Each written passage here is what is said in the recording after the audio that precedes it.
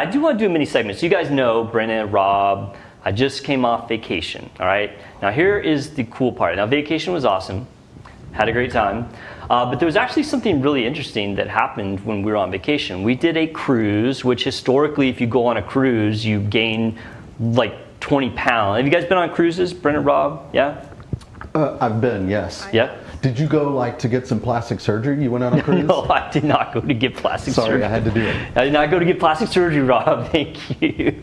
No, we did a cruise, right? And when you go on a cruise, what they got, like all the food, like you're drinking, you know, I mean, historically, people gain weight, right? Right. So we went on a cruise and we got back and we were really curious, like how this cruise was going to affect our weight. So my wife lost 3 pounds. Wow. And I lost 2 pounds. Wow. Now, and the number of times that we went to the gym on the cruise? 0. 0. We're not watching our meals. Was drinking like the world was about to end. So like calories coming in, but we lost weight. Now, obviously you guys probably know how we lost weight, right? The stairs. Because we were walking. The steps. Yeah, so the cool thing about this cruise, I guess it's cool or maybe in a way not cool, is that this was a cruise that had a stop every single day. Yeah. And we were in towns in Europe. The cruise was through the Mediterranean. We started in Barcelona, did Ibiza, Mallorca, Naples, Rome, Florence, Cannes, France. And so at each stop, we were like, well, we've got to see all these places, right? I mean, how often are you in, Ibiza and Mallorca? So we were doing like walking through the cities. We were doing up and down the stairs, at the Colosseum in Rome, walking through the Vatican. I actually have my little Apple Watch on. Nice. And we were, taking kind of a track of like how many steps and how far we're walking. And we did walk quite a bit. In fact, our biggest day was Rome. We actually did 18,000 steps, which is like 8.5 miles or something crazy like that.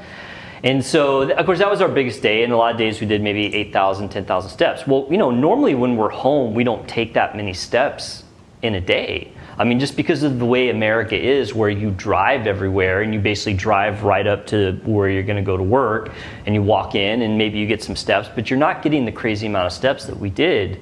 And so that's just, the baseline of how we end up losing weight, even though we were consuming like enormous amounts of calories. Because when you're on one of these cruises, you're gonna get like the good dinner, you're gonna have like drinks through the day and at night. Yep. And so even though our calorie intake was probably at least twice as much as we normally have when we're home, we end up overall losing weight. And I've done some segments on steps in the past about how effective they are at actually controlling weight. Everyone's like big on Ozempic and the carnivore diet.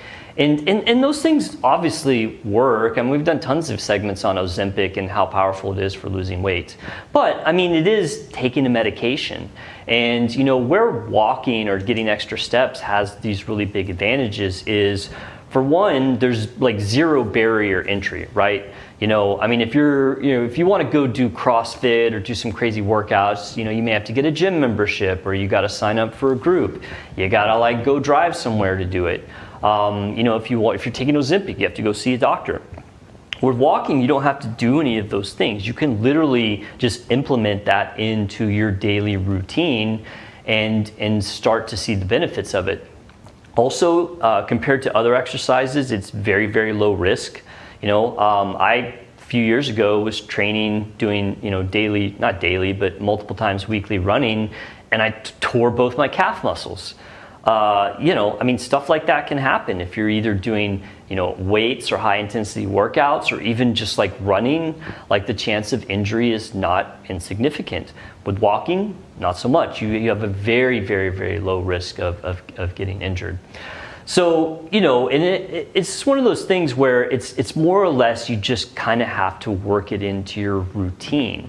Some of the easier ways people do that, finding a walking buddy is good. If you have like a family member that wants to potentially improve their health or maybe lose some weight, you just make a pack, and the two of you have to like hold each other accountable about, okay, 2 or 3 times a week we're going to get out and we're going to walk. If you have a pet, walking your pet. Pets love to be walked. My dogs love to go for walks.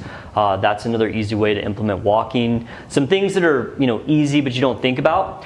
When you go to work, don't park at the front.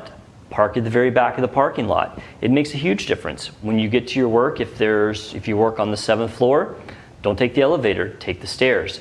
All that stuff really does add up when you start to implement it into your daily routine. And I do think it's really helpful to have some sort of tracking device. I actually had a friend of mine, my office manager, was kind enough to gift me one of her like old Apple Watches. And I don't wear it all the time, but I do wear it when I'm, either concerned about tracking my steps or when I'm working out. And it makes a huge difference. Like, it tracks everything, and I think having that data readily available to you makes it real. If you're just like trying to calculate your steps based on, oh, okay, I walked really far in the parking lot today. I mean, it's really hard to do. But if you actually have that data where it's broken down into, okay, yesterday I took 6,000 steps, today I took 9,000, and how am I gonna, make most days more like the 9,000 instead of 6,000, it does make it much easier to track and to do. And, I guess there's a little bit of cost of, buying some sort of Fitbit or Apple Watch, but it's not a huge amount. Compared to like a gym membership or, some other type of, enrollment to something, or taking Ozempic, the barrier to entry is not too much. And then, people all often ask, okay, well, how many steps do I need to take? How much do I need to walk? And that's where it does get a little bit muddy. There's been all kinds of recommendations. Forever, the recommendation was to take 10,000 steps, which is more or less walking like 5 miles total completely within a day, which, the average person may walk a couple or 3 miles. So you got to add another couple miles in there. So you can do that by walking around your block or implementing those things, like I said, being in the back of the parking lot. However, that 10,000 step threshold has been kind of brought into question a little bit lately. Now there's a lot of studies out there that says even taking as many as 7,000 steps has a tremendous improvement on both like your overall health and your ability to lose weight. So there's a lot of research out there to show that it works. This is just not something people say to like torture you into like walking. There's been hundreds of studies in the past, 10, 20 years that show that, even like low pace walking is very effective. If you're able to do some more brisk walking, maybe at shorter intervals throughout the week, then it also has a very equal effect. So I'm really big on this. Obviously as a physician, I want people to be very healthy. But like going to the gym is hard. I get that. I used to be a person that went to the gym a lot. Now that I work all the time and I have kids, going to the gym is difficult. But walking is not so much. And again, you don't necessarily have to set aside an hour a day to go walk 5 miles around your neighborhood. You can implement things like, one thing that people always talk about is like if you're on the phone, walk instead of just standing there. Like if you're talking to somebody, if you have a mobile phone, walk around, take the stairs, walk in the parking lot from the back instead of parking in the front. It's pretty easy to do and actually can have a pretty big impact on your overall health and your weight, as was seen by us losing weight on a cruise. So